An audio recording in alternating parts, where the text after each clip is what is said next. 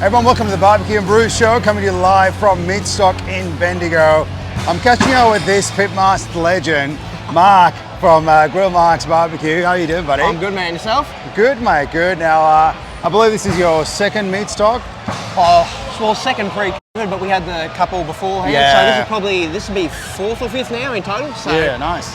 Getting more and more involved each time, each year, just trying to get out. And it's good, you know, that time of year where you catch up with everyone that you haven't caught up with throughout the year. Yep. Everyone you talk to, sometimes you get to put names to faces. Yeah, that's it. You know, it becomes, and just to watch the growth of the thing be bigger and bigger, more and more people get more and more involved. It's an awesome thing, man. I know, mate. I know. I've been watching you on the socials, mate. Obviously doing some good barbecue cooking, trying to teach people how to cook as well.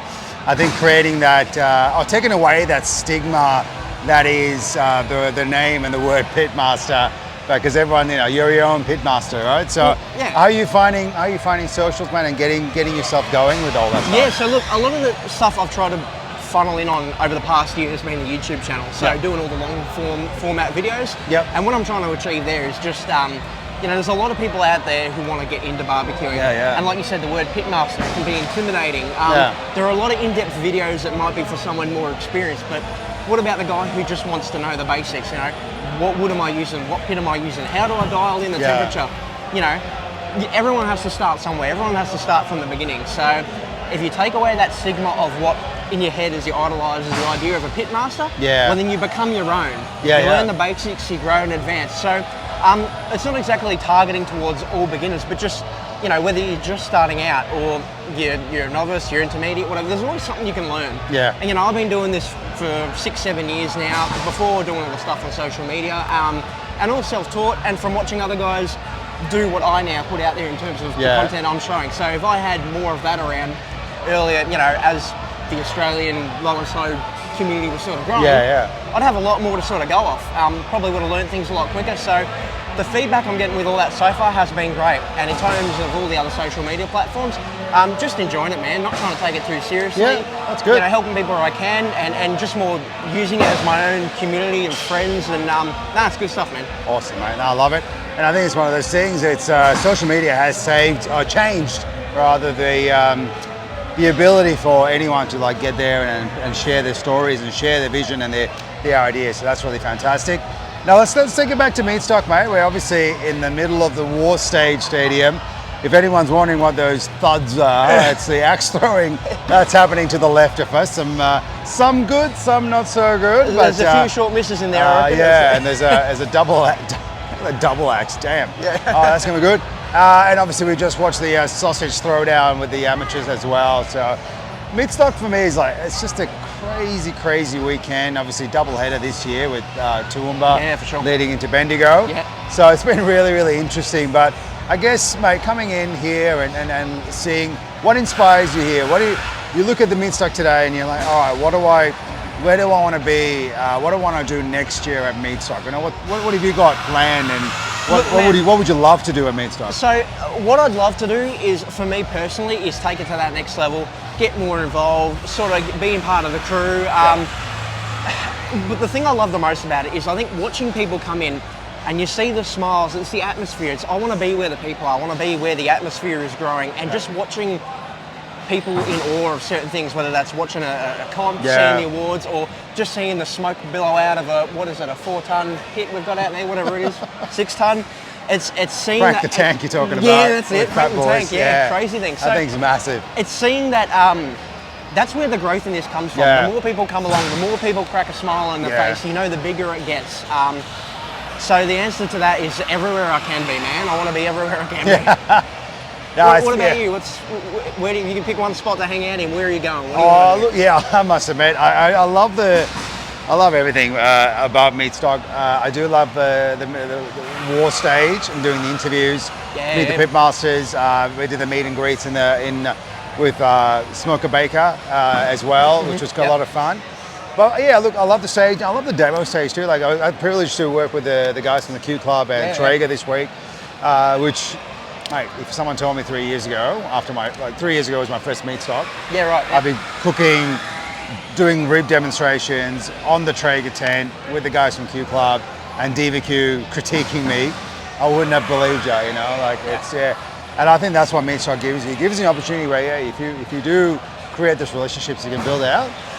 Where do I see in the next Meatstock? Oh, look, I think much the same. What I really love is the ability to be able to talk to amazing country music people as well.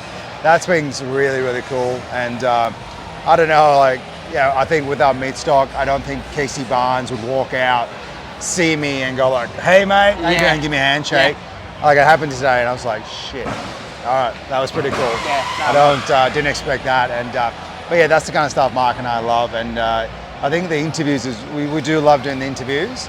They're a lot of work, but I love this because it gives us a compressed time where we go like, all right, now I'm catching up with you. Yeah, for sure. I caught up with the Buckleys. We did a couple of interviews the other day. So it's kind of like you do a whole bunch, create the content, and like, all right, I'm set for a few weeks. Yeah. That was a horrible throw. Sounded like but a yeah. No, I see, mate. Look, and I guess you sing a lot of vendors, right? A lot of people selling their wares as well. You've got a couple of rubs out, 2 rubs? Yeah, 2. So, well, a third one that did just drop, but we're going to do a bit more promotional around that. Yeah, just what we're doing. Talk us through the rubs and that creation. Yeah, man. So, look, it goes back to probably just after last year's Meatstock. I'd had the first one in the works, which was the raunchy rib rub. Yeah. And that was something that I'd messed around for a long time. You had a lot of pork rubs out there that have the same flavour profiles. Yeah. You know, heat, sweet, all that sort of stuff. Yeah. I wanted something that came in sweet for the whole thing. Sorry, mate. That axe was... Oh god, that went, anyway, keep going, sorry. Yeah, so something that hits sweet hard, but then mellowed out with heat at the end, where a lot of people tend to do it the other way around. They have that heat and then finish off on the sweet. Yeah. So I knew I had something different. And it actually, you know, talked about how can I get this batch replicated over and over again. And that's where I got in contact with Sam. Sam Sauce. It is a Sam, we had a feeling. Yeah, it was Sam.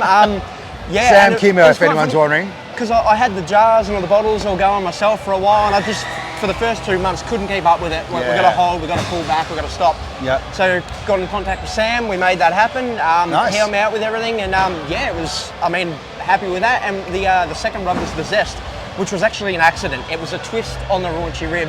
Oh, yeah. Then we added in some honey and some lime and stuff like that, and it just did really well. So we got it into a fair few local butchers around in my area. So, I ran into a few last year. Yeah, nice. So we got it out there, and then just started working on more and more blends that I can bring out, and all trial and error, doing them in small batch. And once I know they do good, I'm happy with them, and then we try and bring them out in bulk. So slow process, and it's hard, man. And there's times you want to step back because you know, a lot of sales and all, you know what that's all like. So, but it's been a good journey so far, and to have all the positive feedback on something that I've been able to create that I know I've tried for so long and it has a difference to everyone else has been awesome. So that's great, mate. That's great. Yeah. And I suppose like it's one of those things. Like, and I guess the other side of things is you. And I guess you know, this might be on the show as well for you. Is the Grill Cave banter? Grill Cave banter, yeah. You know, having the chat, and I guess I sort of see what you do, and I'm like, yep, I totally see the attraction and having those conversations. But how's that going for you? And I guess you just jumped into Spotify, where this might be sitting right now. So yeah. So we did it.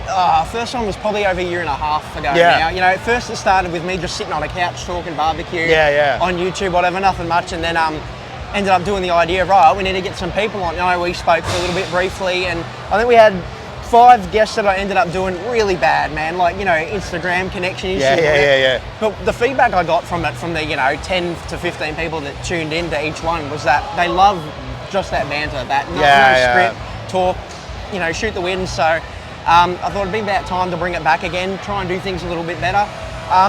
And I mean, getting people involved who had seen it last time. So like Sam's lined up to be one of the guests. Oh, cool. Sam's got an amazing story. Oh yeah, his whole thing, and just, I think anyone who's trying to get into, you know, running their own business and transitioning away and needs that bit of motivation, his story is amazing for that. So, that's it. You know, we've done the first episode so far. We'll chuck this on there as well. Yep. A big part of it was getting it onto Spotify as well. Same thing you guys are doing. I mean, that's that listenability just gives another option. Yeah, so, that's it. I mean, that was the feedback, and for me, it was. I think you know, like Mark will attest to this. Is like I want the quality to be right. So I just, for me, like I didn't ever want to go to Spotify till I got that right, the intros and the outros. And then as soon as we got the Roadcaster, I'm like, all right, this is, and it's a massive game changer to get that vocals the way it needs to be. And you just feel like you're in a bloody radio station. It's amazing. Yeah, I love it. I just like pop my headphones on. I'm like, well, you're listening to the BBQ Brews Show. Yeah, that's it.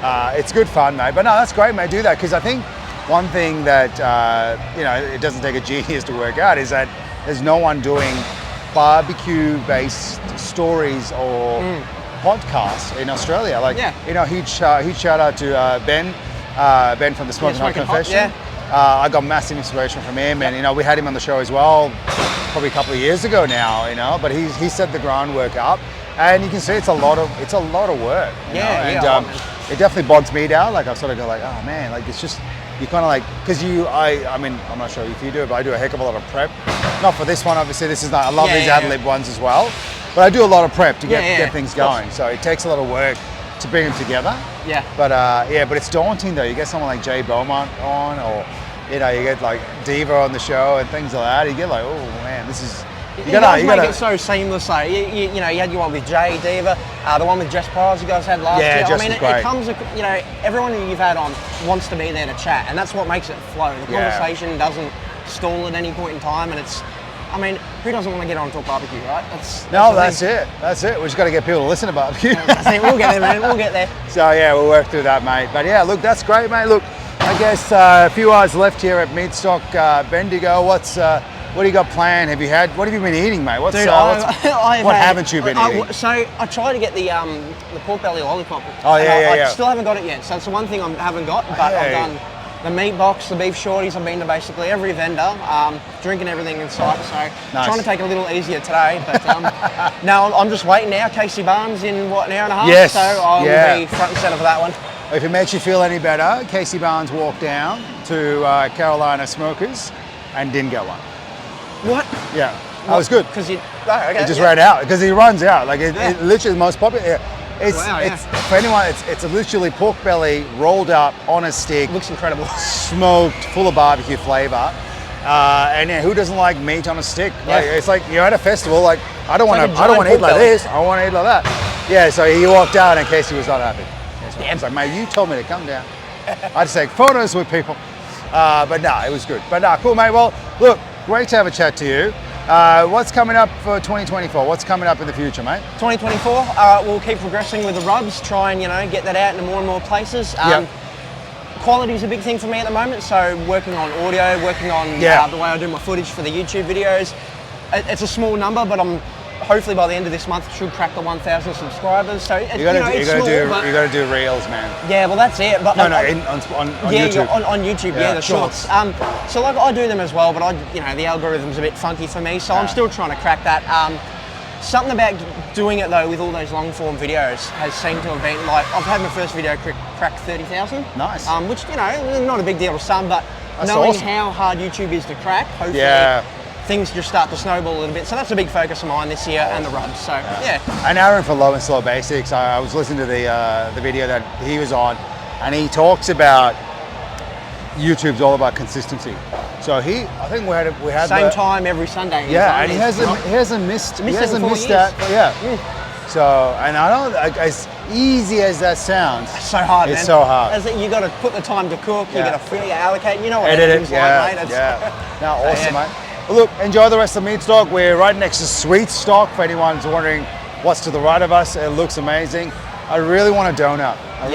Sounds good, man. Yeah. All right, Mark, good to chat to you, mate. Finally caught up with you, man. It's been a while, man. Awesome, mate. Awesome. Well, good luck for the next year, mate. I hopefully we'll catch up with you in the coming weeks and months or whatever. For sure, mate. Catch up soon. Thanks, mate. Cheers, See ya. Bye. See you next time, BBQ Brews Show.